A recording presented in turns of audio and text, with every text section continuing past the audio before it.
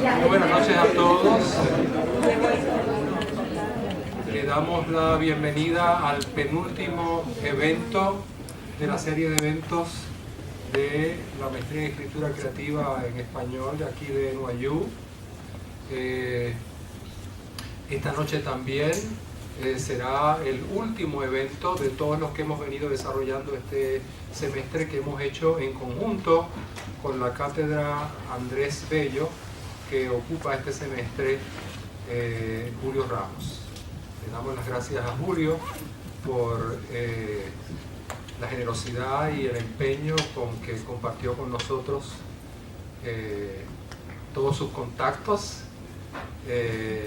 y su buena voluntad para que tuviésemos una serie de eventos compartida con los que han venido en función de la cátedra Andrés Bello este semestre.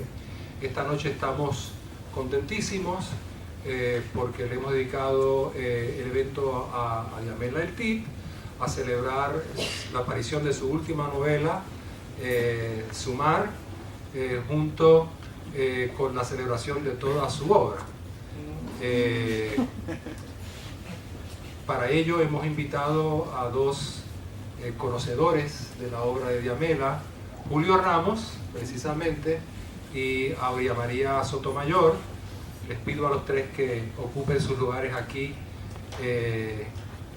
al frente del escenario, pero antes quisiera pedirle a Jo Lavagni, la directora de nuestro departamento, que venga, que ella tiene unas palabras que compartir con todos nosotros. Con ustedes, Jo Lavagni. Voy a decir muy pocas palabras porque estamos aquí para escuchar a Yamela, pero tenemos una sorpresita para ti de parte del Departamento de Español y Portugués para celebrar el Premio Nacional de Literatura.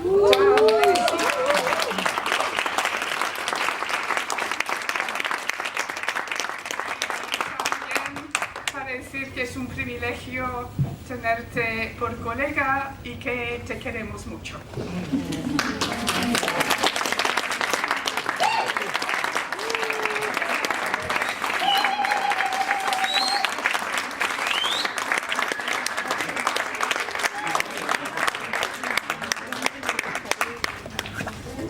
Ahora quiero presentarles a Pancho Ciredey, que tiene unas palabras sobre los participantes de esta noche. Con ustedes, Pancho.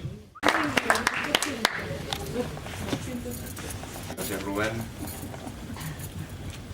Bueno, primero que nada quería contarles o recordarles que mientras damos inicio a este conversatorio, hay un grupo de 6.000 migrantes centroamericanos que esperan en un campamento de Tijuana la oportunidad de entrar a Estados Unidos a través de California.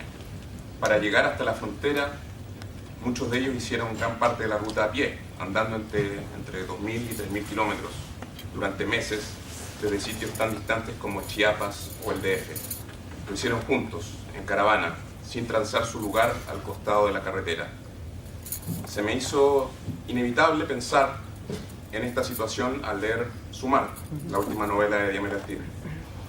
Los protagonistas de ambas historias, una real y urgente, la otra ficticia pero posible, comparten no solo una posición precaria en el mundo, sino también algo que la autora describe como, abro comillas, la tosudez enfermiza de la esperanza, cierro comillas. Ambas comunidades están conformadas por cuerpos itinerantes, absolutamente cansados de experimentar toneladas de privaciones, como dice el texto, que recorren distancias desmesuradas para asegurarse un espacio vital, ya sea en las veredas del centro de Santiago o en los Estados Unidos. Extendiendo la alegoría del Tip, de alguna manera los dos grupos peregrinan hacia ese destino denominado La Moneda, en minúsculas, que es un lugar concreto en Chile y a la vez ninguno. No es ningún lugar, porque la moneda está en todos lados, como entelequia omnipresente. Así lo cree Aurora Rojas, que es la narradora de Sumar, abro comillas. Migrar de la moneda es imposible, porque allí está ella, monolítica, esquiva, abstracta y malévola, sobreviviendo a las últimas llamas, a las perforaciones de las bombas, con su inigualable habilidad camaleónica, gracias a la usura descarada de sus convenciones rentables que atraviesan los siglos y los milenios. Aspiramos a tocar la moneda para retorcerla. Cierro comillas. En la novela, La marcha de los sin moneda recorre una ruta indeterminada durante 370 días y por 2.500 kilómetros, casi 3 veces el largo de Chile. A falta de referencias geográficas o espaciales, la procesión parece transitar por una cinta de correr, una máquina que la mantiene estática, desgastando a sus integrantes inútilmente a través de una distancia inabarcable. La materia corporal se degrada, duelen los pies, las cabezas, los riñones, y se insinúa una fractura en la comunidad frente a dos líderes carismáticos, quienes se dividen en torno a temas como la religión y la xenofobia, y que terminan cediendo ambos ante las diferencias generacionales con los nonatos, los caminantes del futuro. Los personajes reflexionan al respecto como los vendedores ambulantes letrados que son, como los, abro comillas, poetas de la falsificación en serie, cierro comillas, cumpliendo con esa máxima de las novelas del TIT que dicta que todos los sujetos narrados deben poseer una voz poderosa, sin importar su origen modesto o periférico a los saberes de la élite. Me refiero, en otras palabras, a lo que Nelly Richard, a la hora de analizar la obra del autora, describió como la reestilización de las hablas marginadas. En la otra marcha, la real y la contingente, lógicamente no encontramos estas imposturas, pero eso no necesariamente cambia nuestra aproximación a lo contado. Como espectadores o lectores, nos acercamos a ella de la misma forma, desde la comodidad del televisor o la página, preguntándonos si esas miles de personas no serán más que un eco de discursos pasados, como se plantea en un momento de desesperación el Casemiro Barrios, líder del gremio de los ambulantes, o si esto no será más que un ciclo efímero que ocurre para ser olvidado, según la doctrina de pensamiento de la Ángela Muñoz Arancibia, otra de las cabecillas de la marcha. Además de su apuesta por una estética de vanguardia, muchas veces hermética, a ratos cómica pero siempre precisa, es esta sensibilidad o este olfato callejero, si se quiere, lo que realza la obra de Diamela El TIT, cuya trayectoria ahora suma su 11ª novela y un Premio Nacional de Literatura, apenas el 5º conseguido por una mujer en Chile.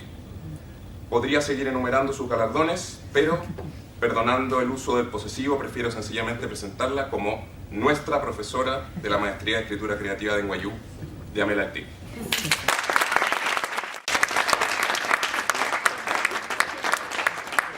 Y nuestra otra invitada es Aurea María Sotomayor, poeta, traductora, crítica literaria puertorriqueña y actualmente académica de la Universidad de Pittsburgh.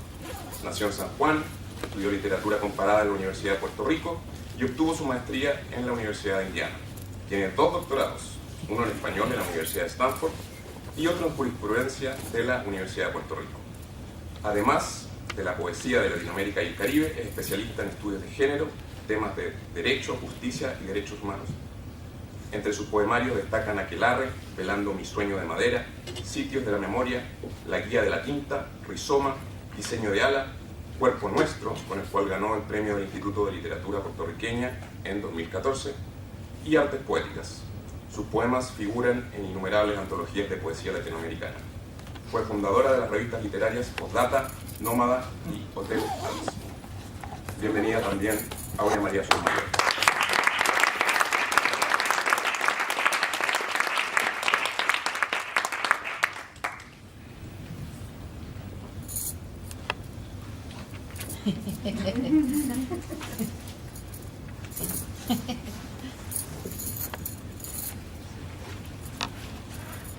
De entrada, mi agradecimiento a Diamela y a Rubén Ríos Ávila por la invitación a participar en esta conversación, donde también es un placer compartir con la poeta y ensayista Aurea María Sotomayor. Casi de más está decirle que me sumo a esta conversación más como una tercera voz en el trasfondo de un junte extraordinario que como un experto, autorizado por algún tipo de lectura especializada en el campo tan complejo de la literatura chilena, donde la escritura de Diamela El TIT, recientemente galardonada con el Premio Nacional de Literatura, ocupa un lugar tan prominente como radical, transitado por una intensidad crítica que posiblemente rebasa el marco del reconocimiento que supone el merecido premio. Preferiría hablarles hoy sin más fundamento que la memoria de la conmoción que la lectura de los escritos de Diamela El Tit ha suscitado en varios momentos de la vida de un lector. Aunque me doy cuenta que este efecto vital de la lectura empalma inmediatamente con varias de las discusiones decisivas que de hecho organizan un horizonte común de preocupaciones y vocabularios, protocolos de pensamiento y compromiso político afectivo. Ese horizonte seguramente tiene mucho que ver con las genealogías múltiples y comunes de la reflexión sobre un entramado que junta vida, literatura y política. Creo que la pregunta sigue siendo pertinente. ¿Cómo se juntan o se separan vida, literatura y política? Me refiero, por darle solo un ejemplo, al efecto que produjo en varios de nosotros a mediados de la década del 90 la lectura de un libro insólito titulado El infarto del alma, sobre el viaje de Diamela El Tit y la fotógrafa Paz Errázuriz al hospital psiquiátrico de Putaendo, donde las viajeras, en una especie de peregrinación a los extremos más vulnerables de la vida, descubren, para su sorpresa y para la de sus lectores, varios pacientes emparejados, conjunciones de cuerpos y vidas desiguales, cabe suponer, de locos enamorados, movilizados por las irreducibles, aunque frágiles lógicas de la reciprocidad requerida para la sobrevivencia. Desde sus primeros libros, Diamela El Tit ha puesto la atención más aguda de su trabajo en dar cuenta de la intensidad y el agotamiento de la vida, ubicada en los límites de los órdenes simbólicos, en las fronteras de la literatura misma, vidas en entornos sometidos a presiones de violencia y control extremos, en territorios regidos por formas brutales del poder, donde colapsan incluso los nombres propios y los comunes, las palabras que todavía nos quedan para expresar lo que hay de irreducible o de intransferible en la humanidad misma. La novela que comentamos hoy, Sumar, como sugiere el título, interroga las formas y las categorías que integran los cuerpos en una suma política, aunque ahora en el marco de una ficción especulativa sobre las transformaciones del trabajo y el peligro de la extinción de todo un gremio, los vendedores ambulantes, hijos del genocidio industrial, como dice la narradora de esta novela, sobre la progresiva desmaterialización del trabajo y de la vida en los regímenes cibernéticos contemporáneos. En las palabras de la ambulante que narra la novela, la tocaya, Aurora Rojas, cito: formamos una asamblea integrada por antiguos acróbatas, sombrereros, mueblistas, sastres o recicladores o ebanistas o piratas, labriegos o excedentes, o cocineras o mucamas o artesanos o expatriados que ahora solo trabajamos con un ahínco feroz en las veredas. Terminan así. Los ambulantes son los únicos custodios de una vida material que se esfuma bajo los regímenes hipostasiados, inmateriales y descarnados de una economía virtual que rediseña la vida de las ciudades de acuerdo a un modelo higiénico y securitario, plan que supone para los ambulantes la reducción de las veredas, la pauperización de la vida callejera, la persecución policíaca de la sonoridad reverberante, de los colores brillantes, el olor saltarín de la fritura. Formas de una sensibilidad que en otro lugar Diamela El Tit ha identificado con el disperso caudal de los saberes cómicos de la calle, fuente de material de su anarco barroco. Con más tiempo convendría considerar en detalle el desafío que la ficción de Diamela opone a un discurso teórico fundado en la idealización del mercado informal y del trabajo precario, ejemplificado por los ambulantes, tradición que acaso comienza con los estudios programáticos de Hernando de Soto sobre la economía informal en el Perú, en los momentos iniciales de un debate antiestatista y que de puño neoliberal, que pasa luego con signo político muy distinto al abordaje de las prácticas plebeyas resignificadas por el gesto crítico de Verónica Gago en su libro sobre las ferias del mercado negro de la Salada en la Argentina. En efecto, la ficción de Diamela Artite elabora espacios altamente conceptuales, esferas imaginarias, donde la novela trabaja puntualmente una interfaz de la teoría política contemporánea, especialmente a partir de una gama de discusiones inspiradas por la irrupción de nuevas formas de activismo y emplazamiento urbano, frecuentemente identificados con los movimientos Ocupa a partir del 2011. Me refiero, por ejemplo, a las amplias discusiones sobre la cuestión de la asamblea y las nuevas formas de intervención desatadas en las políticas de la multitud. La ficción desafía las categorías y las condensaciones de la teoría mediante una serie de operaciones que distancian la novela de las prácticas más reconocibles o habituales de la metaficción contemporánea, tan marcada por la deriva borgiana de la ficción hacia la voz ensayística o autorreflexiva. En un sentido inesperado, la novela de Diamela repotencia la escritura de la ficción como un trabajo artesanal de la lengua, mediante el relevo de voces como materia prima del acto de novelar. Esto se nota particularmente en la distribución meticulosa de las formas del discurso referido y otras operaciones que inscriben los tonos, los acentos, los cuerpos y mundos de las voces múltiples, estas voces de otros que cohabitan la voz de la narradora, la tocaya de Aurora Rojas. Y digo que se trata de un trabajo artesanal, consciente del desfase o anacronismo que supone este tipo de práctica narrativa en una novela sobre las lógicas cibernéticas de la desmaterialización. En suma, los ambulantes se organizan en una gran marcha para recorrer 12.500 kilómetros en 360 días.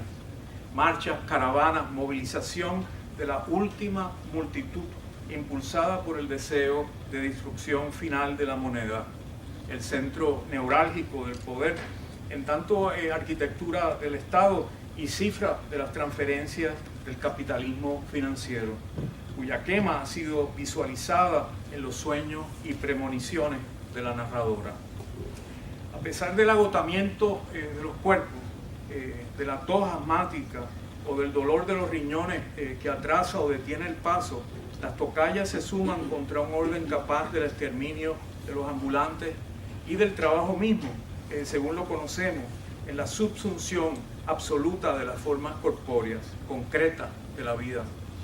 La multitud se encamina a la destrucción de la moneda, pero la progresión lenta y anárquica de la marcha es vigilada por la omnipresencia de una nube, condensación mayor de la inteligencia artificial, custodiada por drones que capturan la imagen y cifran el movimiento de los cuerpos en mapas virtuales de la reconfiguración neuronal de los sujetos.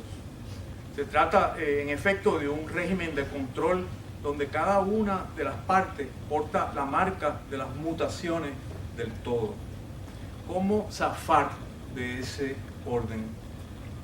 Una pregunta de Diamela Artite en esta novela sobre el peligro extremo y perfectamente actual de la subsunción absoluta de la vida tiene entonces que ver primeramente con lo que queda afuera de la nube, es decir, el excedente vital que fundamenta la creación o movilización de formas alternativas de proximidad y sinergia de los cuerpos, la grieta o el punto ciego de la nube, donde intentan expandir su espacio de acción los cuerpos disidentes, las partes insubordinadas de la condensación o la escritura.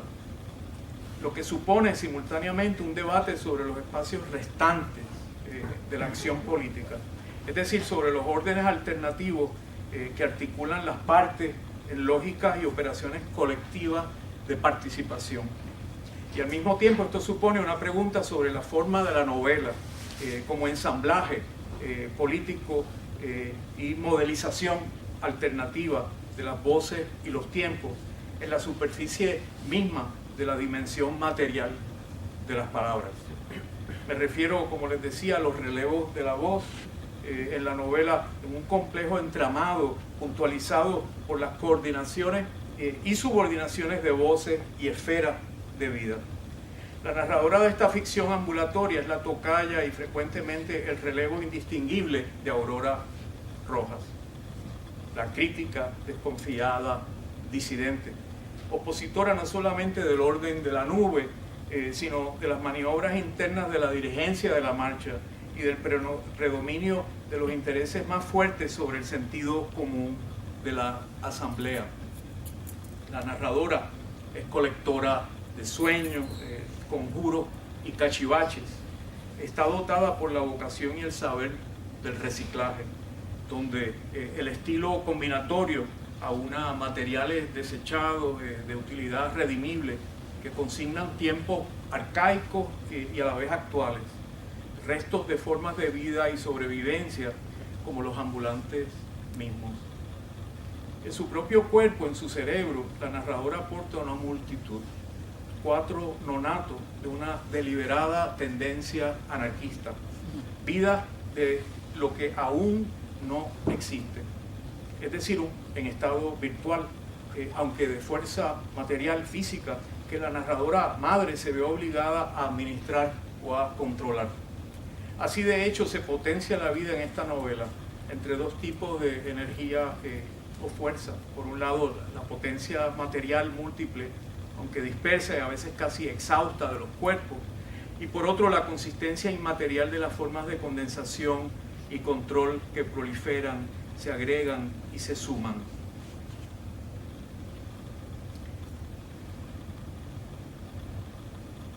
Como operación de una lógica política, entonces, sumar, agregar, implica el despliegue de los principios de la juntura o el ensamble, pero al mismo tiempo supone una distribución desigual de fuerza.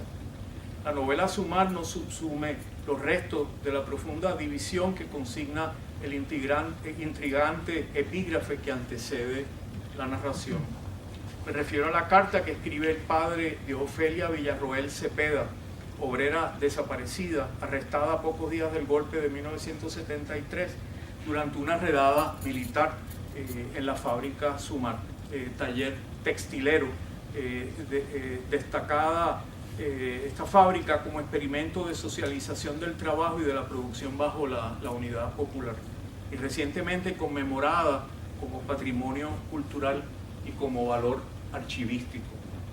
El padre de la obrera, Santiago Villarroel Cepeda, escribe una carta para reclamar lo que resta de su hija Ofelia, sepultada en una fosa de ubicación imprecisa en una, cito, una caja de una persona del sexo masculino.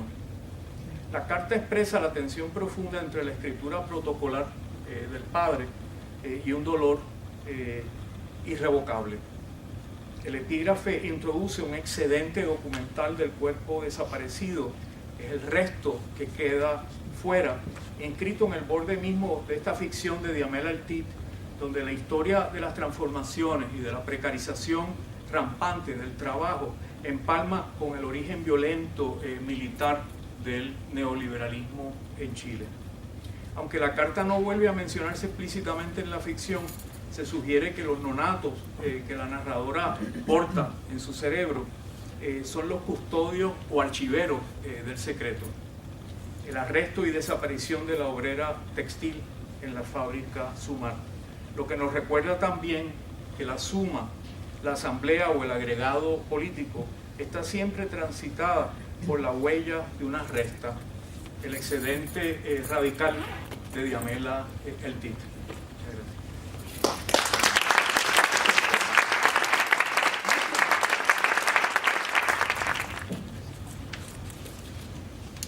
noches. Quisiera comenzar agradeciendo. Buenas noches. Quisiera comenzar agradeciendo a Rubén la invitación, una invitación especial, porque estoy al lado de dos amigos que quiero mucho, Diamela y Julio. De modo que muchas gracias, Rubén. Voy a hacer una serie de apuntes, básicamente son 4 apuntes a mi lectura, que tienen que ver con 4 aspectos diferentes de ella. Una podría preguntarse por qué el sueño encabeza las primeras 5 secuencias de Sumar. Un sueño persistente que desde la perspectiva de quien narra ostenta 2 objetivos, su razón de ser y el derrotero. Una podría pensar también en las murmuraciones de los personajes de Diamela Ertil, el niño que apenas articula un lenguaje, los gemelos nonatos en el vientre de una madre en el cuarto mundo, las incidencias pasadas en el discurso fragmentado del Padre Mío, las luchas intestinas de mano de obra, los rostros parlantes del infarto del alma, las hablas por la patria, la pasión piromaníaca de Lupérica. Las mujeres ocupan un lugar importante en sus paisajes, su obsesión sostenida. Casi todas se vierten hacia el exterior y ambulan por los paisajes de las veredas y de la memoria, sempiternos, marginales y en precario. Aquí en Sumar, 2 mujeres, una que narra y sueña delirantemente y otra, al borde del agotamiento, marchan juntas. Ambas se activan en la marcha de los inexistentes, solo que una lamenta su permanente cansancio, marchando y tratando de alcanzar la moneda, mientras que la otra se debate en medio de caóticas visiones oníricas, donde el incendio y la desintegración de la moneda ocupan el espacio central. Mientras esto ocurre, se mencionan eventos globales de destrucción planetaria. Quien mira, la narradora, se ve a sí misma como un ojo corroído por una tristeza excesiva, un ojo apresado por su obligación de permanecer ahí. Cierro la cita. La narración da cuenta de un exceso de energía que es aprovechada por el capital, pero la energía proviene de la esperanza de los ambulantes marchantes, porque esto es un desfile de entes despreciados, de vendedores ambulantes chilenos. Y cito: soñaba y soñaba antes de emprender nuestro histórico reclamo ambulante, organizado en contra de la predestinación social que se dictaminó desde el centro mismo de la moneda. Una marcha ya demasiado documentada como un suceso mítico que enaltecía a los espacios cosmopolitas. Cierro la cita. Es una marcha con una gran conciencia de la claustrofobia, que sirve para destacar el contenido siempre contestatario de la prosa eltitiana, el recorrido de los personajes marginales íncitos a su prosa y la encerrona que el capital le hace a los cuerpos proletarios. Sumar describe una marcha agujereada por la disidencia y por la posibilidad de la vigilancia, de la disensión al seno del desplazamiento. Pero además, no deja de trazar un momento claustrofóbico de esa misma marcha, absorta en el momento desafiante que se halla entre el golpe económico inminente y la catástrofe ecológica del planeta. El acopio de voces en las novelas de Diamela resulta ser siempre una mezcla lexical en el registro de la lengua, en donde reverberan, por así decirlo, el discurso de los aparatos de Estado, la legalidad, la sociología, en contraste con las hablas populares que interrumpen el flujo normativo. Ahí figuran las sobras o residuos que la autora recoge como exhibit de vida. Las 2 ambulantes ostentan hablas disímiles paralelas al jadeo de los marchantes con su agotamiento existencial. acompañada de la formación utópica de la otra.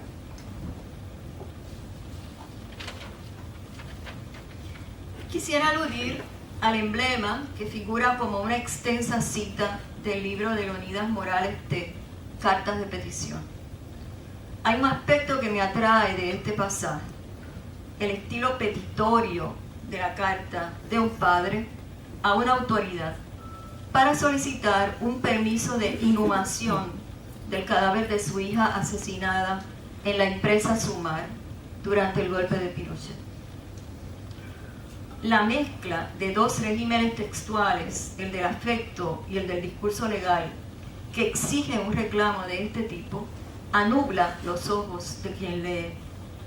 La hibridez del registro afectivo y el jurídico perturba la estabilidad del lector.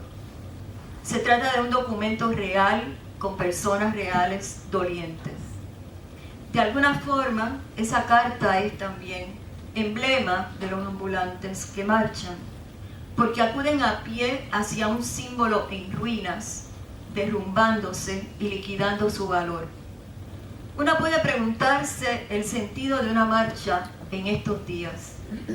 ¿Se realiza para acudir al centro de la autoridad y pedir algo, como ocurre en muchas marchas signadas por la disidencia?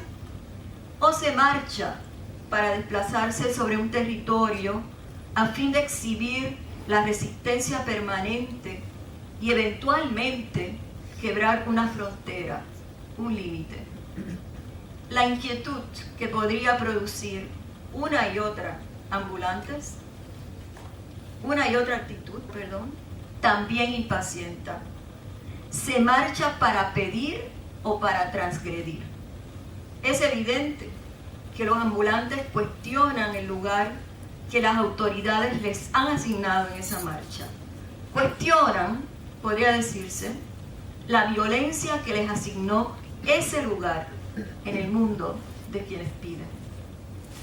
Además, quienes marchan, una especie de figuración de las muchas caravanas migrantes de los últimos 2 siglos, aspiran a avistar un nuevo horizonte, aunque la novela tensa su riesgo al insistir en las disidencias internas al movimiento mismo y al estatismo permanente de una marcha detenida en el tiempo.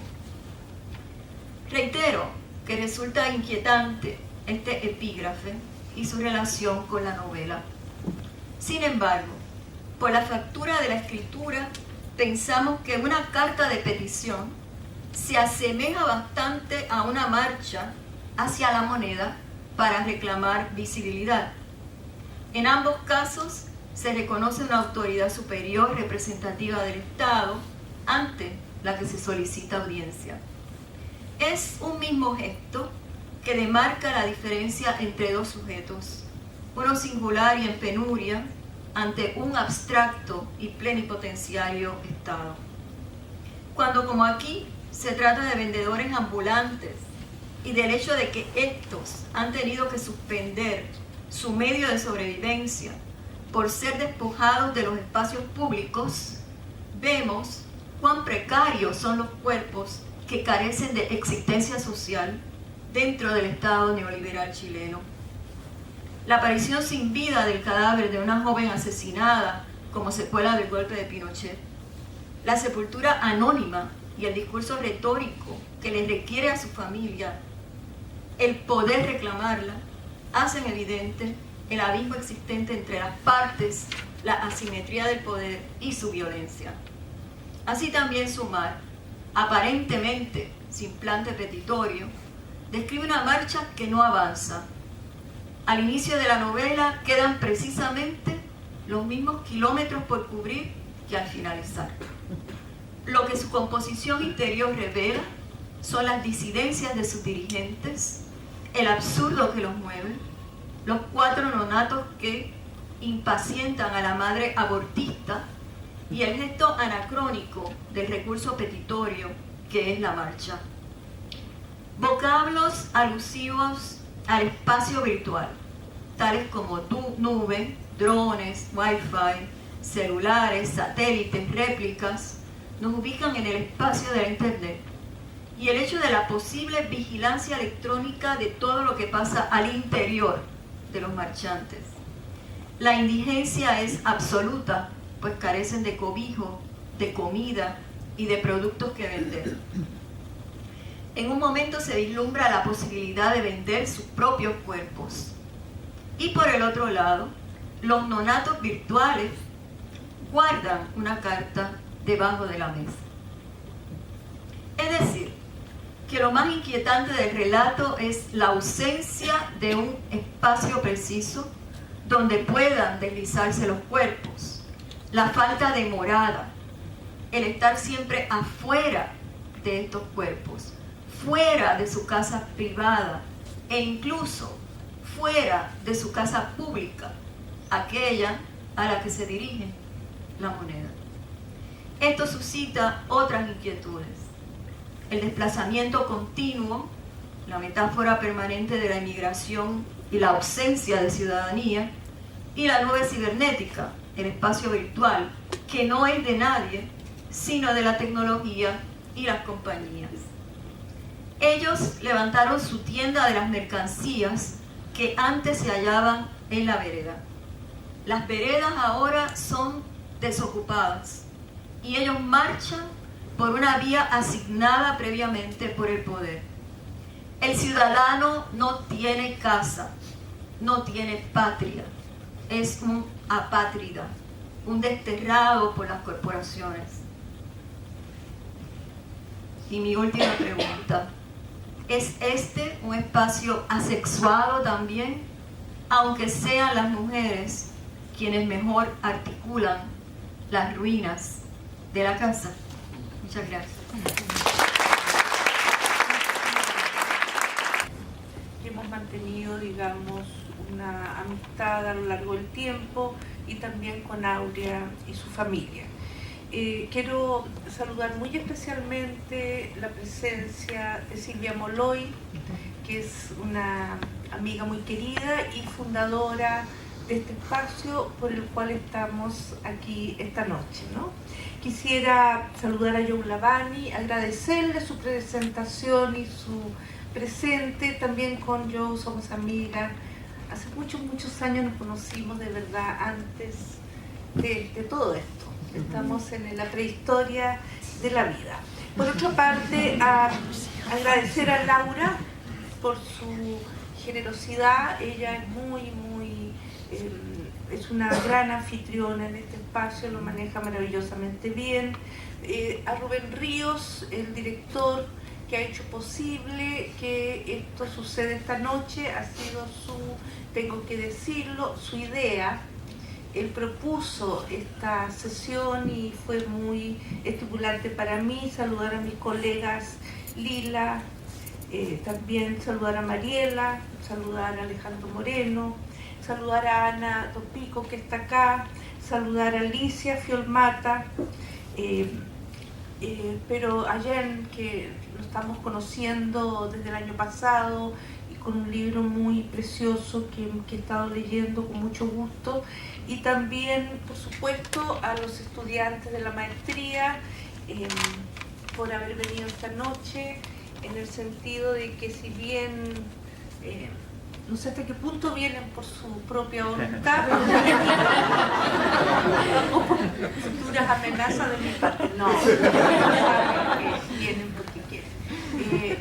En realidad también para mí es muy estimulante estar aquí con ustedes. Saludar, por supuesto, al escritor Carlos Lavé, al escritor chileno Carlos Lavé, que es un gran referente cultural aquí en Nueva York por su editorial tan importante y por sus libros que son verdaderamente fundamentales. Y saludar a Lourdes, que se me estaba quedando con la cámara solamente. La idea es que conversemos de todo. Entonces, de todo, de esta vida y de las otras. Entonces, Aurea, no sé si quieres iniciar esta conversación. Claro. Me atrajo mucho la factura léxica de tu novela, por un lado, y también la presencia de los ambulantes, de estos ambulantes sin casa, que decía, y el hecho de que sean el lenguaje o la conversación entre dos mujeres principalmente quienes estructuran la novela. A propósito de eso, recuerdo un libro excepcional también que leí recientemente con mis estudiantes del seminario de poesía, el libro de Carmen Berenguer, Mama Marx, y veo el topo ahí. Entonces, Mama Marx es un libro que se construye sobre una especie de palimpsesto de los vocablos de la calle, digamos. No solamente aquí, sino también en otras novelas tuyas figuran muchos ambulantes y trabajadores. Entonces pienso que es un lugar muy presente en toda tu narrativa, recurrente, principalmente los trabajadores de la muerte, mano de obra, y quisiera que comentaras un poco al respecto, porque en este caso ya los ambulantes no están, ya los trabajadores no están encerrados en un espacio particular, pero en cierta medida siguen encerrados en el espacio de la marcha. Entonces, ¿qué me podrías decir sobre eso?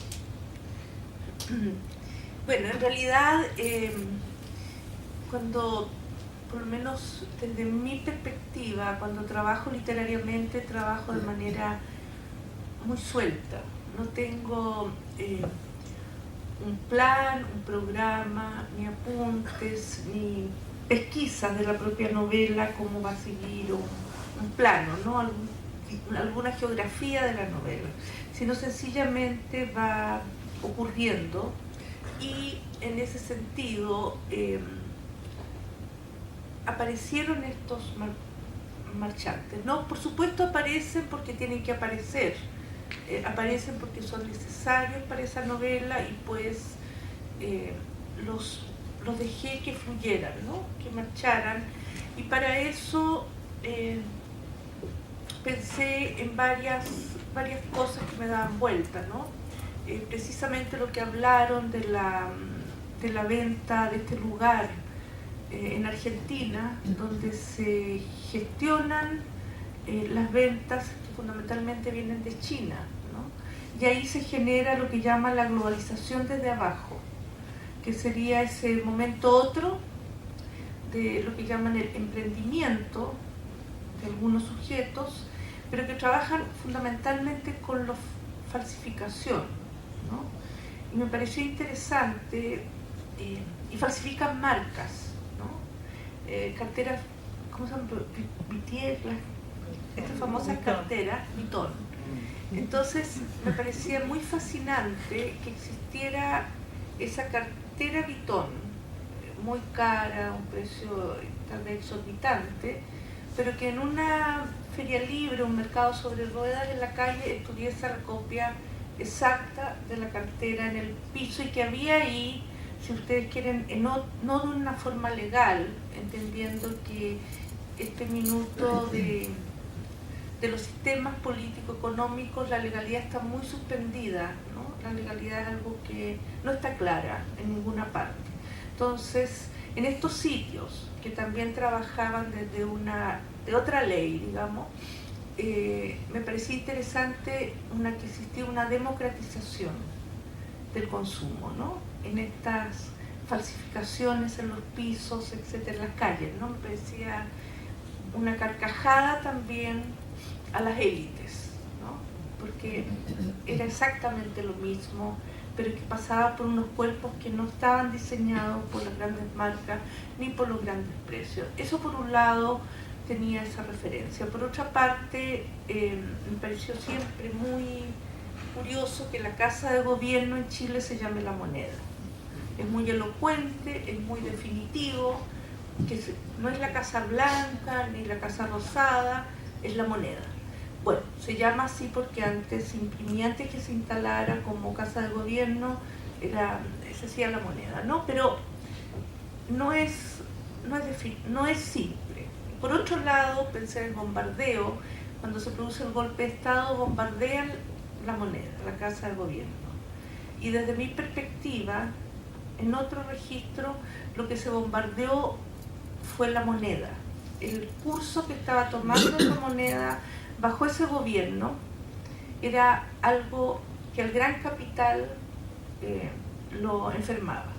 Y en ese sentido, ¿no es cierto?, ese es el momento en que el gran capital se vuelve a centrar en sus lugares tradicionales. No vale decir una riqueza muy, muy, muy, muy concentrada. Entonces, todos esos elementos venían en mi... Y por otro lado, como dijo Julio, la caída del sujeto industrial, del obrero, el genocidio, pues, a la clase obrera, ¿no? Efectivamente, su desplazamiento a China, India, en fin, está desplazado, pero hay una violenta salida de ese sujeto con todas sus éticas, sus estéticas, sus políticas, etc. Entonces, todo eso venía de una manera fragmentada, porque esa novela trabaja mucho fragmento, hilachas, pedazos, ¿no? Y pensé también en la marcha china como la marcha por excelencia, que fueron esos kilómetros que se señalan los que duró la gran marcha, ¿no? Donde muere mucha gente en el camino, pues, mientras marchan. Entonces pensaba en este mundo del trabajo tan desprotegido, tan terriblemente desprotegido, incluso en trabajos más formales, por los contratos, por la debilidad de los contratos, en fin, todo eso me daba vueltas.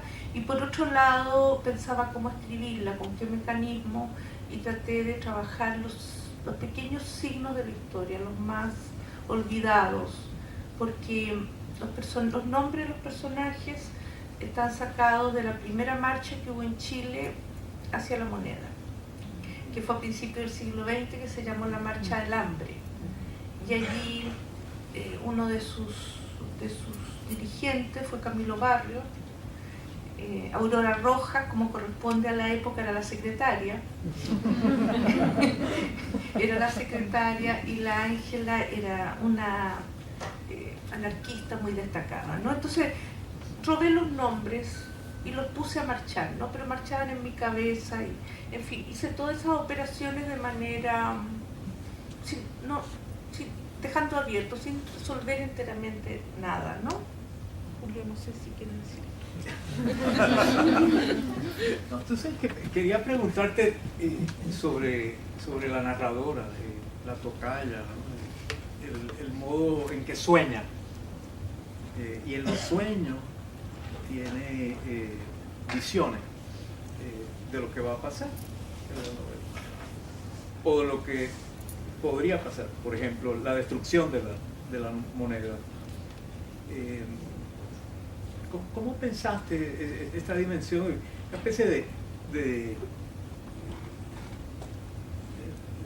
premonición, una especie de saber oculto, ¿no? También de la narradora, que se va oponiendo a todo este aparato tecnológico, cibernético? ¿Cómo ves la relación entre la tocaya y la narración misma? Bueno, también yo trabajo signos locales, ¿no? Y la tocaya no sé hasta qué punto se replica en otros lugares de América Latina, pero nosotros sí usamos mi tocaya porque se llama igual que yo. Ella es mi tocaya. Entonces, me gusta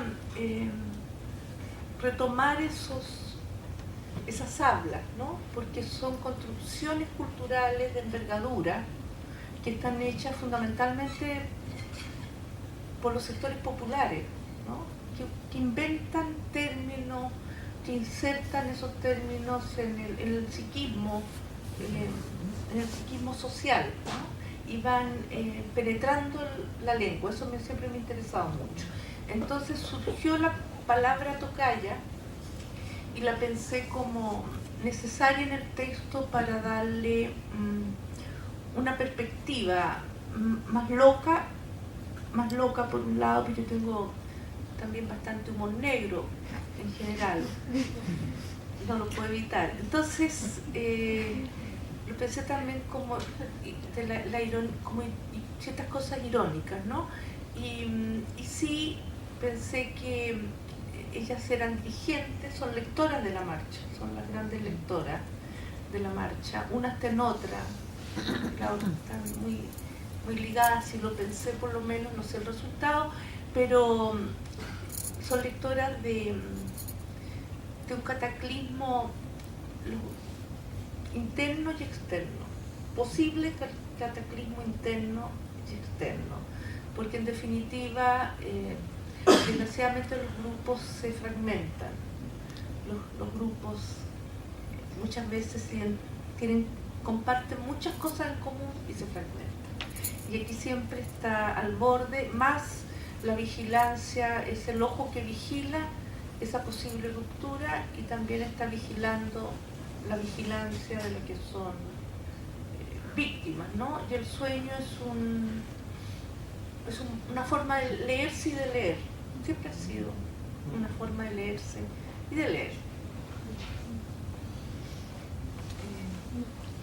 El sueño también puede ser una instancia de fuga de la vigilancia. Entonces, en ese sentido, me parece que ella está en un espacio más libre dentro de su sueño que aquellos que marchan físicamente y se sienten vigilados. Una de las cosas que me pareció interesante de la novela es que casi podríamos verla, si pensamos en el mundo cibernético que se evoca allí, como una especie de cruce entre Blade Runner y melancolía. Quería decir algo sobre eso. Bueno, evidentemente no. A ver, ellos están en el espacio público y pensé también en la vigilancia permanente sobre los espacios, que nosotros somos parte de eso, ¿no? Todos, sin excepción. Y también pensé en esa nube que archiva, como ¿qué archivo se construye? ¿Cuál archivo está allí? ¿Y qué pasa si el archivo se quiebra, fracasa, ¿no? O sea, ¿qué pasa con la tecnología? Y pienso también en otro registro, más allá de la novela, que nosotros somos parte de la tecnología, somos materias tecnológicas que nos venden para las compañías y las bolsas, ¿no? Especialmente acá, la bolsa de comercio, y se devuelve a nosotros para dictarnos consumo. Es una cosa muy, muy compleja. Somos entes cibernéticos que sirve para valorizar un espacio, pero por otro lado ese mismo espacio nos vende mercancías, ¿no? Es una cosa muy, muy amplia. Entonces eso para mí es inevitable pensarlo, ¿no? Ya lo había pensado, por supuesto, Foucault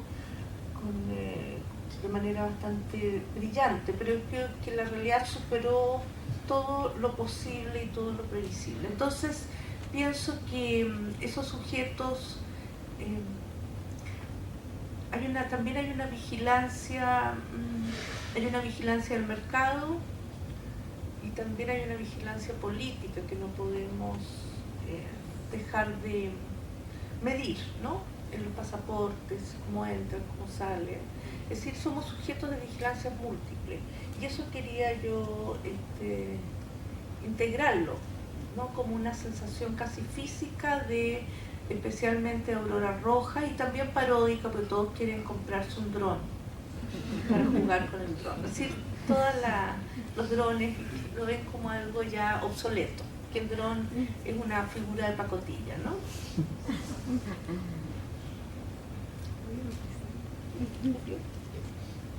Ese mundo de la nube cibernética, bueno, por momentos recuerda formas de la ciencia ficción. El peligro es que las experiencias que se narran a veces son perfectamente actuales. O sea, no hay un mundo diferenciado de las especulaciones de la ciencia ficción. Un mundo real, alternativo, ¿no?, a la ciencia ficción. Y uno tal vez puede notar desde otras novelas, incluso Lumpérica, ¿no?, los efectos que tiene la vigilancia y el control, que ya daban como atisbos de un trabajo con estos mundos conceptuales también o en Impuesto a la Carne también, el hospital, espacio de control. Acá la ciencia ficción parece que cobra como otro relieve, ¿verdad? En parte por toda esta reflexión sobre el mundo cibernético, el poder, formas nuevas de control, ¿no? Eso que tú ahora mismo señalas, ¿no?, de cómo nuestros propios cuerpos reinscriben en alguna forma de un poder totalitario, ¿sí? Y ahí la conexión con la ciencia ficción es casi inevitable en la lectura, ¿qué parece? Sí, yo pienso que, a ver, yo lo vi efectivamente, la primera vez que hablé con alguien sobre este libro, me dijo que encontraba que había algo distópico. Dije, bueno, seguramente hay algo distópico, porque lo vi. En verdad yo lo pensé virtualmente. No alcancé a pensar en un mundo de ciencia ficción, sino una virtualidad del presente, ¿no? Una virtualidad de un presente extenso, no de un presente instantáneo, sino de un largo presente que estaba allí, virtualmente estaba allí, porque nosotros no sabemos cuánta penetración tenemos de estos espacios. Estamos penetrados, pero cuánto no sabemos. Ya lo que sí sabemos, estamos penetrados. Entonces no pensé tanto en una distopía, por decirte, sino pensé en un presente que está ahí al lado y que me parece que es muy largo. Eso fue lo que me movió, pero claro, yo no soy responsable, y creo que nadie sea responsable cuando escribe ficción, de las articulaciones o de las elaboraciones o de lo que los personajes elaboren, ¿no? En mi caso particular, tengo que ser muy sincera, los personajes llegan y se movilizan. Y a veces no los puedo controlar. Quisiera controlarlos, pero se me van de las manos, ¿no? Y los dejo, porque en definitiva, si llegaron, pienso que por algo, y por lo tanto, más bien trato de entenderlos, ¿no? ¿Qué son? ¿Qué hacen? ¿Qué piensan? ¿No? Y los dejo que sigan su camino. A veces yo creo que logran con mucha dificultad llegar, lo que puede ser un error, pero la verdad es que pienso una literatura con menos zonas de control y con menos cosas resueltas. Me interesa más bien abrir preguntas, ¿no? Entonces, aquí yo trabajé mucho cuestiones que van quedando, que son secundarias, ¿no? Que son pequeñas informaciones que no tienen ninguna importancia ni relevancia, ¿no? Estos marchantes hablan tienen muchos saberes, pero son saberes un poco inútiles, ¿no? Me parecía interesante trabajar esa periferia del saber, darle saber, pero en una periferia. Me parecía muy interesante, o trabajar ciertas cuestiones locales que son sorprendentes para mí. A mí me sorprendieron, porque el libro avanzaba y me obligaba a mí me obligaba a ver si había pasado algo así. Y me di cuenta, investigando si había pasado algo así, que en los años 30, más o menos del siglo XX, en el Congreso de la República de Chile, un diputado había matado a un senador y después se suicidó, lo mató y se suicidó. O sea, un crimen extraordinariamente elocuente y que había sido nada menos que en el Congreso de la República. Pero eso nunca salió en ninguna parte. Lo encontré en unos datos chiquititos, porque entonces siempre me pregunté por qué. Yo quedé muy impresionada que un senador haya matado arriba de los sillones de terciopelo a un senador y después se haya suicidado. Imagínate cuando llegó la gente después de los disparos, cuando vio este espectáculo. Además eran los dos del mismo partido. Pensé, ni siquiera eran rivales. Entonces pensé, ¿por qué el silencio? ¿Por qué eso no pudo modularse?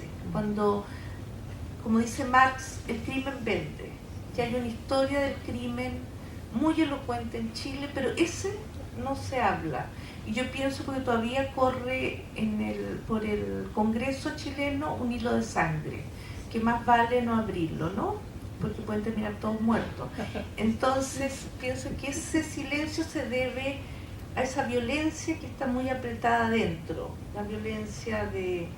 porque el diputado quería ser senador, pues si no pudo ser, y por eso mató al senador, porque sentía que el senador le daba su lugar, ¿no? Lo que podría ser la envidia, ponerlo en otros términos.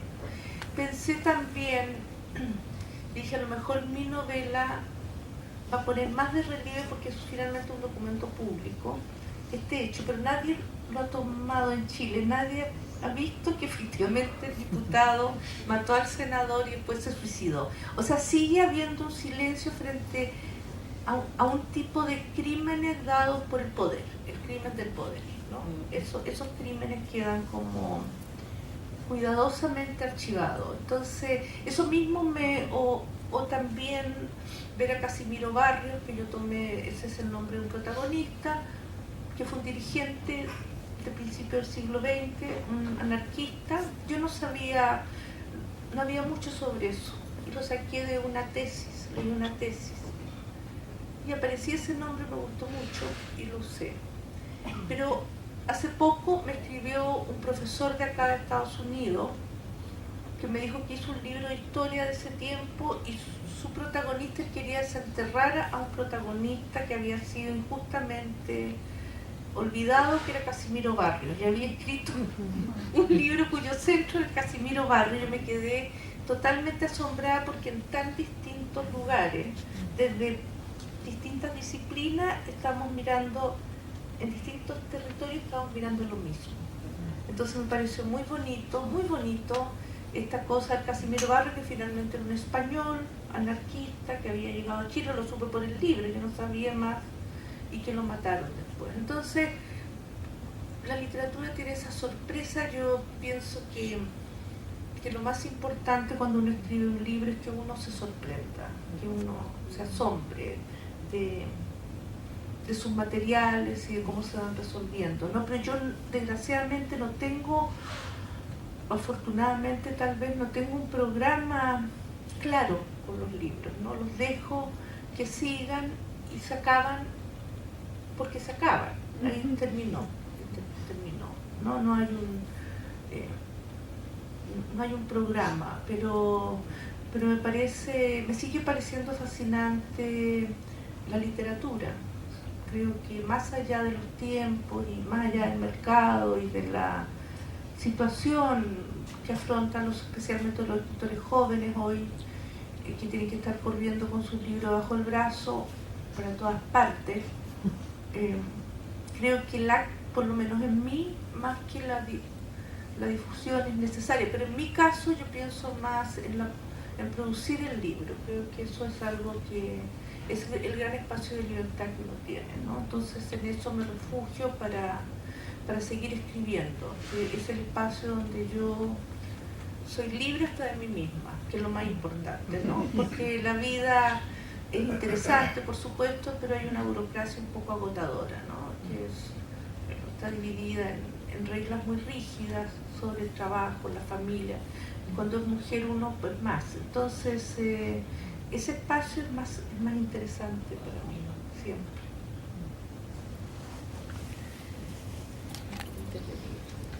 Yo no sé si alguien quiere intervenir, hay algún comentario, pregunta, pues bienvenido. ¿Cómo lo hacemos con Hay otro micrófono. No, hay otro micrófono. Fernanda está ahí.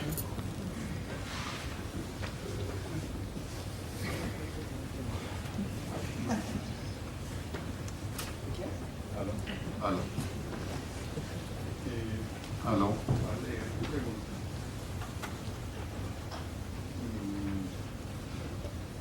Se dice que escribimos para conocernos más y conocer más el mundo.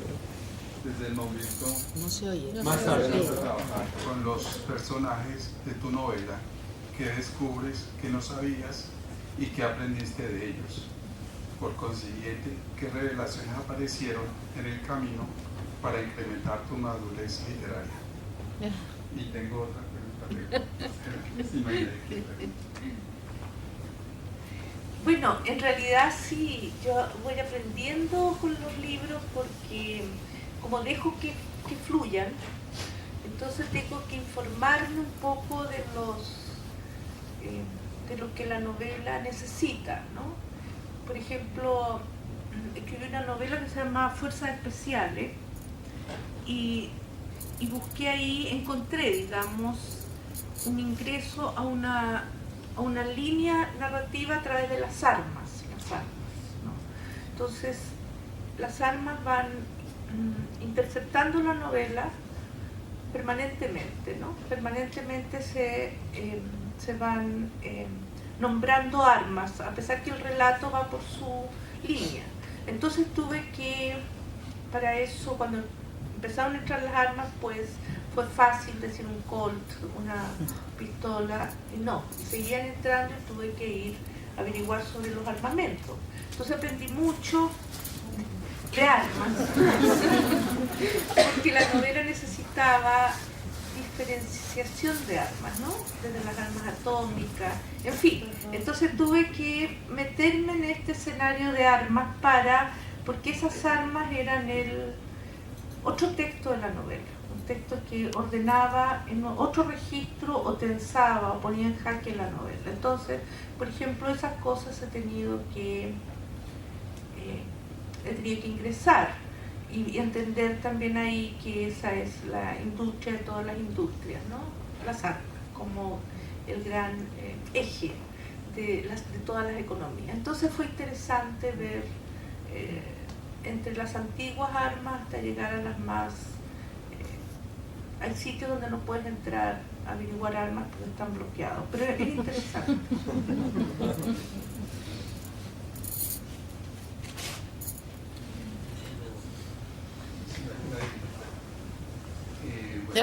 El mismo. Leyendo de pronto algo sobre su novela, Su Mar, creo que hay un personaje que es colombiano. Me gustaría saber por qué incluiste este personaje, por qué te pareció importante y por qué enriquece esta novela. Como buen colombiano que soy. Puede ser por mi amor a los colombianos, pero no lo descarto en absoluto, pero en los sectores populares hay una práctica habitual que son las carreras de autos, ¿no? Corren autos y apuestan. Es una práctica peligrosa pero habitual en los barrios periféricos, porque como el auto se ha democratizado, pues, o al menos pongámoslo así, en Chile se ha democratizado mucho. Todos tienen autos y autos y autos porque con las limitaciones para circular se van devaluando y van verdaderamente muy baratos, ¿no? Muy baratos. Más baratos que una televisión. Entonces hay mucho auto y la gente tiene esa capacidad de arreglarlo hasta el infinito, ¿no? Lo deja impecablemente bien. Y son autodidactas porque ellos pescan un martillo y arreglan el auto. Entonces, esas carreras, en los competidores pensé que era interesante poner a un colombiano porque tenemos una migración alta, no solo de colombianos, venezolanos, de haitianos, de peruanos, en fin, nos transformamos por fin en el país donde llega más gente, porque Chile era muy encerrado. Entonces tenemos ya una diversidad y el colombiano era muy importante como tensión frente a la carrera de autos, porque podía tener saberes peligrosos para el corredor oficial de la caminata, ¿no? Por eso está el colombiano. Y porque me gusta cómo habla, esa habla suavecita, era bonito pensarlo para el grupo, cómo recibían esa habla.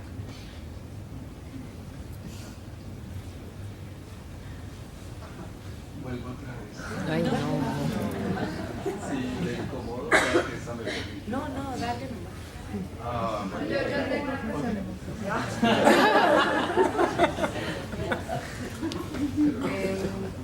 Hola Diamela, ¿cómo estás? Creo que igual todos estamos un poco intimidados, no nos animamos a preguntar porque te queremos mucho y estamos acá, pero a mí me interesa mucho preguntarte sobre tu relación con Estados Unidos. O sea, veo que siempre en tu narrativa Chile ocupa una posición central, pero de alguna forma tu vida está dividida un poco, o sea, como qué lugar ocupa en tu narrativa el pasaje de tu temporada, tu semestre en Estados Unidos, y en qué momento vamos a leer algo al respecto, o si definitivamente hay como una barrera a escribir sobre eso. Y también, ahorita que hablabas de para qué sirve la literatura, y tú decías, bueno, hay una libertad y hay algo que yo hago ahí que no puedo hacer en el mundo real. No sé, me llamó mucho la atención eso y me gustaría saber si tienes algo más para muchos jóvenes escritores que estamos acá, como que todo el tiempo nos preguntamos para qué sirve la literatura, para qué estamos haciendo eso. Bueno, yo creo que he dicho eso, que la literatura es muy minoritaria y que por lo tanto como no hay, si bien no hay mucho que ganar, tampoco hay mucho que perder, ¿no? Entonces yo lo pienso en ese sentido, si tú quieres, más irónico. Yo pienso que es una pulsión, pienso que la gente escribe porque no puede no escribir, que es algo que se apoderó de un sujeto, de una mujer, y no puede no escribir, que es una cuestión más compleja que ser escritor o no ser escritor. Sencillamente no se puede no escribir. Entonces, lo he visto y ese es su primer elemento, ¿no? Después veremos qué pasa con eso, o sea, qué hace el autor con eso, una cosa, pero la escritura y el sujeto y el cuerpo que escribe no puede no escribir, esa es una cosa. Después veremos qué pasa una vez que la producción esté terminada, cada cual lo vivirá a su manera, cada uno lo vive como quiere o como puede. Entonces, en ese sentido yo he tenido una distancia mayor como autora con los libros que publico, ¿no? Una vez que se publican, pues allá, y veremos qué pasa con esos libros, ¿no? O no pasa, no es relevante para mí, porque lo importante es obedecer esa especie de sed, ¿no? Podría ser formas adictas, ¿no? Yo tengo una adicción a la literatura, entonces no puedo renunciar a ella. Pero cada gente lo vive a su manera. Nunca tuve otro camino, desafortunadamente o afortunadamente fue eso: leer, estudiar literatura, enseñar, escribir en ese ámbito. Entonces ahí yo me reconozco como que eso es lo más importante, más que cómo se resuelve eso afuera de mí, ¿no? Y no he escrito a Estados Unidos porque sencillamente no ha sido necesario para mí. A veces he escrito deslocalizadamente, donde no doy nombre de donde ocurre. No digo Chile ni nada por el estilo, pero no me he sentido convocada en absoluto. Viví en México, tampoco viví en México. No creo que sea tan lineal. Tiene que haber algo que te lleve. Yo vengo acá, sí, pero también no vengo a descubrir la América.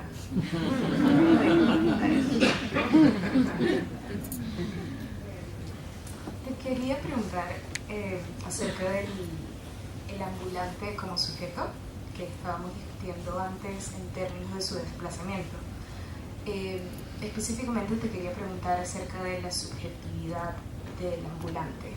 Creo que muchos entendemos y nos identificamos en este cuarto como ambulantes de una manera u otra a través del proceso de migración, pero quería saber si, más puntualmente, si consideras que el ambulante quizás tiene una especie de subjetividad incompleta, dado que su ciudadanía ha sido postergada por el Estado.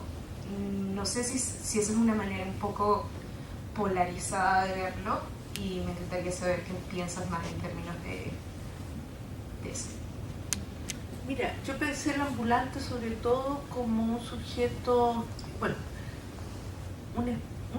una cierta otredad, porque él está directamente en el espacio público, no está, es decir, hay una posible circulación de dinero pero afuera, no adentro, afuera, no afuera de todo. Entonces, lo que me interesó a mí fue efectivamente su relación con el Estado es existente porque es un objetivo de la policía, siempre.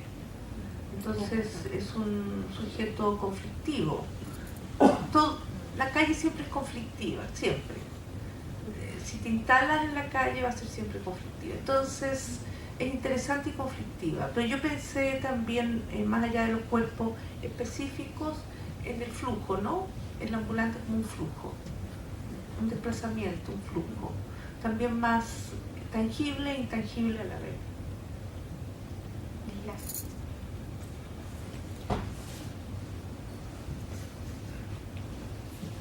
Gracias.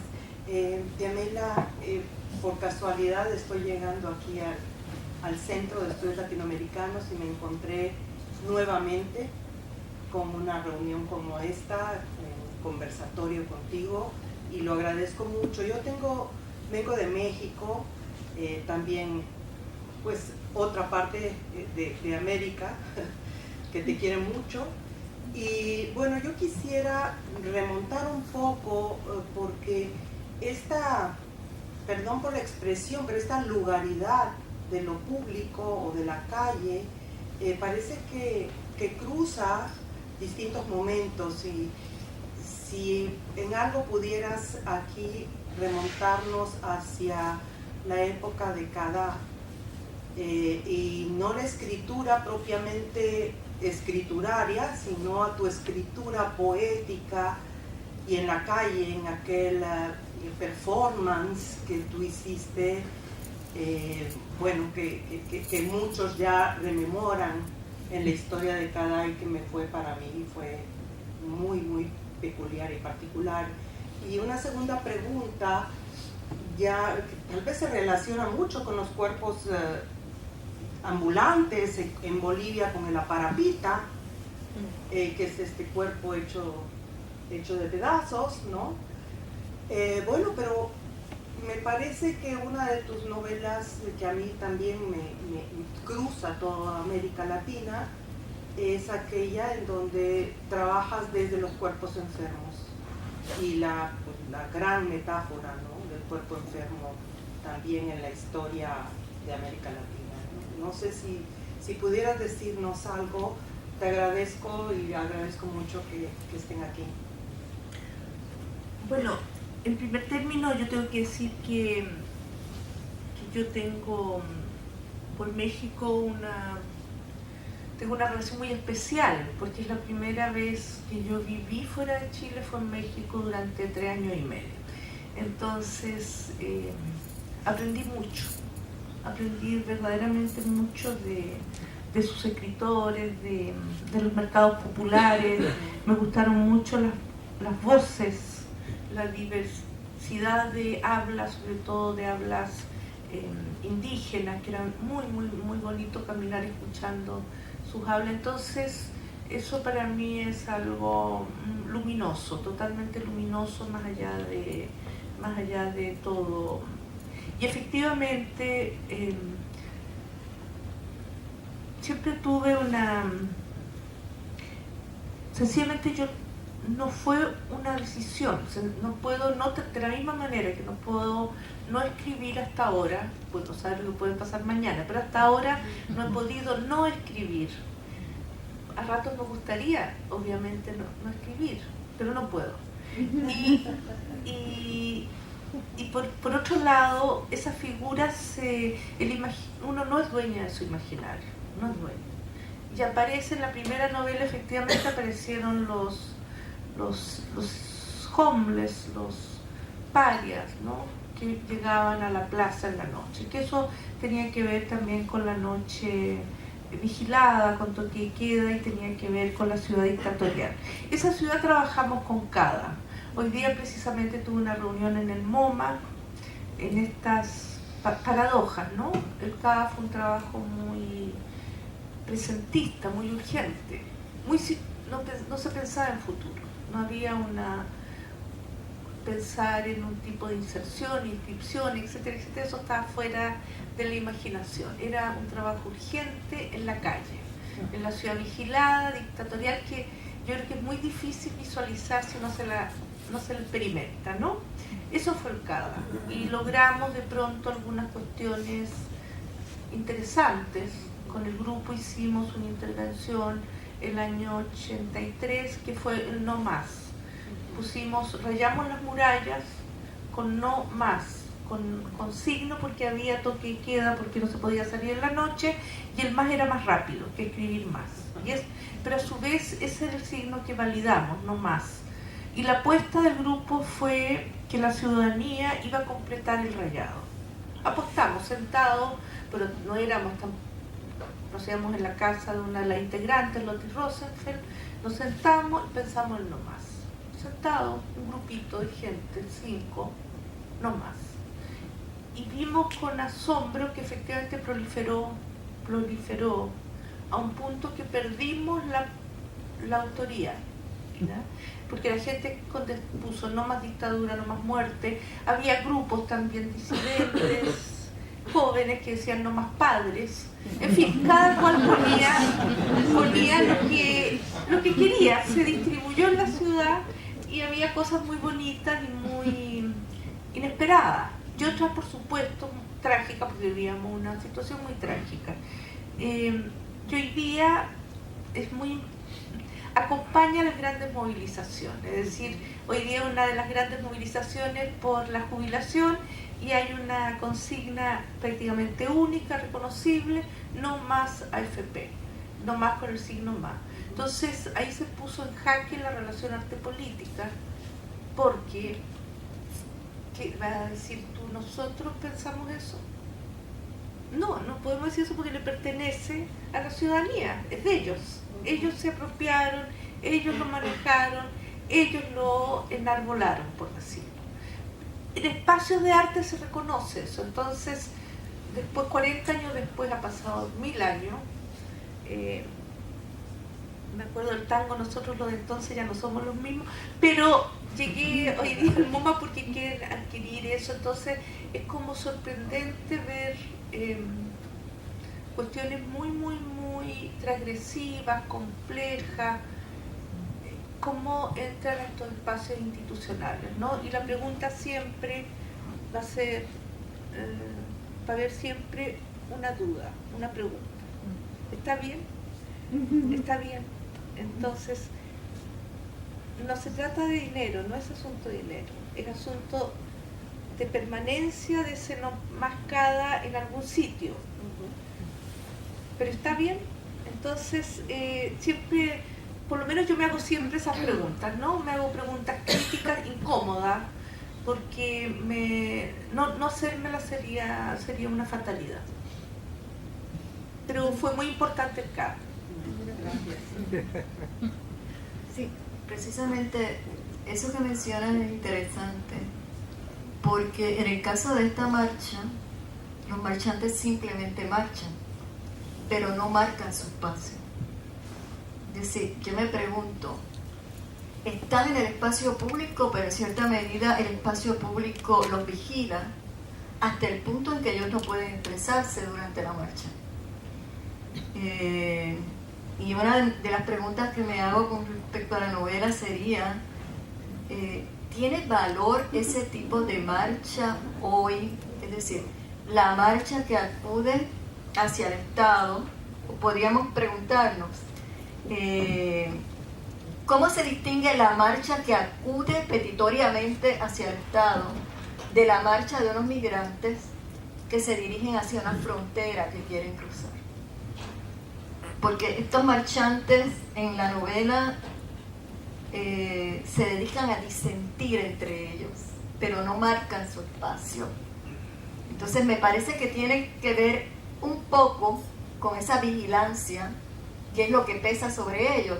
Tiene que ver con esos dos espacios que se dirimen en la novela, ¿no? El espacio virtual vis a vis, el espacio, podríamos decir, como dicen algunos de los personajes disidentes dentro de la novela, el espacio anacrónico de algunos dirigentes antiguos.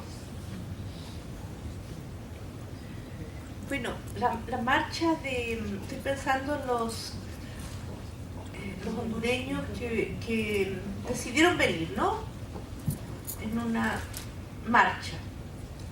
Se reunieron para venir, pero se dividieron.